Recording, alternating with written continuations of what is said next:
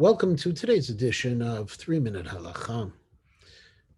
Recently, we discussed the halacha of the bracha that one makes on coffee, a shahakol. And yet there is another famous halachic issue regarding the consumption of coffee, and that's the question of whether or not it is subject to the prohibition of Bishul Akum. Bishul Akum is a law that forbids eating foods that were cooked entirely by non-Jews. It applies to food that are suitable for the table of a king, olel shulchan melachim.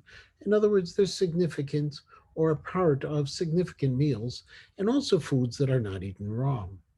The reason behind this shalakum is because Chazal were concerned about social interactions between Jews and non-Jews, and therefore, even if the food was kosher, they were concerned that they may become too close and it may lead to intermarriage.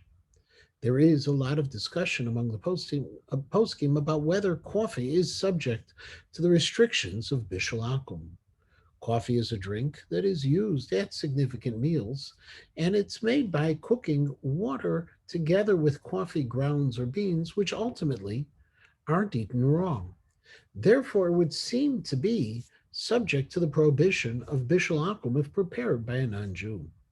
Nevertheless, the Pri Chadash in Yeridea, Kuf Yud Dalid, Sif Katan Vav argues that since coffee is not a mainstay of a meal, nor is it used as a condiment along with bread, but rather it's just a drink, it should not be subject to any Bishul Akum restrictions.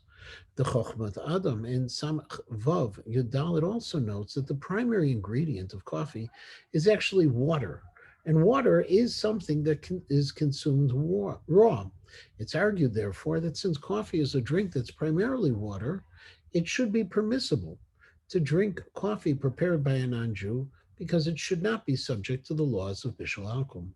Furthermore, the Aruch HaShulchan in Yeridea Kuf Yud Gimel Chaf Bet notes that coffee grounds lose their identity within the water they're mixed into, which further mitigates any Bishul Akum concerns.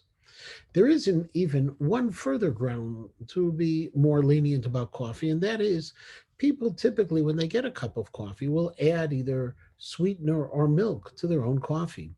Rav Sternbach, in his Tshuvot Vanhagot, Volume 4, Kuf Tzadi Gimel, explains that because for most people, the coffee is considered incomplete until they add milk or sugar, it's the Jew who actually completes that cup of coffee and the cooking, and therefore it should not be subject to Bishul Akum. Of course, this would not be the case if the same person, the non-Jew who cooked the coffee, prepared the coffee, would also be the one adding those condiments. Based, however, on all of the above considerations, Rabbi Ephraim Greenblatt and his Rivavot Ephraim summarized the position of Poskim, and it's found in Volume 6, Tshuva Ayin Tet, where we permit drinking coffee that was prepared by a non-Jew. Of course, we always need to be careful that that process does not include any non-kosher ingredients, which would then preclude the coffee, obviously, from being considered kosher.